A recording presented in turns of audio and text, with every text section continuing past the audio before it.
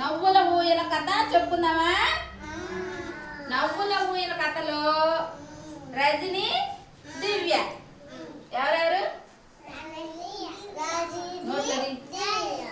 రజని దివ్య friends.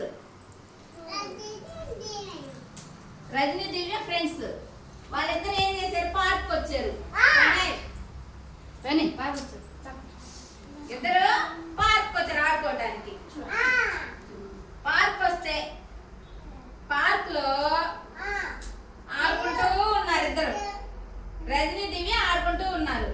ఆడుకునే సమయంలో వాళ్ళిద్దరికి ఒకేసారి ఒక ఊయల కనపడింది. ఏం కనపడింది? ఊయల కనపడింది.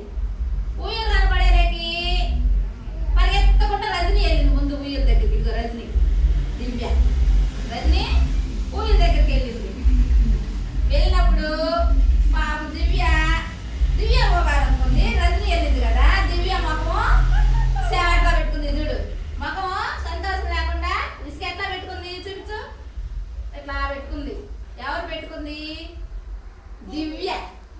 దివ్య పెట్టుకుంది. రజని వెళ్ళి ఊయలెక్కి ఊగుతుంది.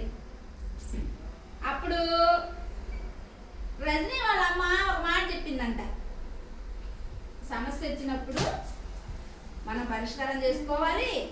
సరే నేను ముందు ఊగుతున్నా కదా, తర్వాత నువ్వు ఊదుకోవాలని దివ్యకి చెప్పింది. అప్పుడు దివ్య ముఖం ఎట్లా సంతోషంతో ఎట్లా వెలిగిపోతుంది అనమాట. సంతోషం వెలిగిపోయి గబగబా వచ్చింది దివ్య ఉయ్యాల దగ్గరికి. గబగబా వచ్చి